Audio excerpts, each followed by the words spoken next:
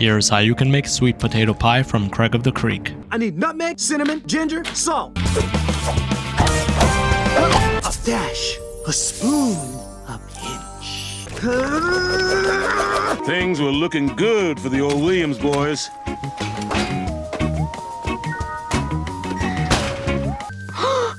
Is it done?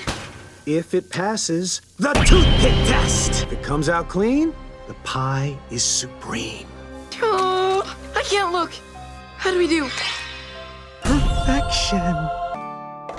Wow!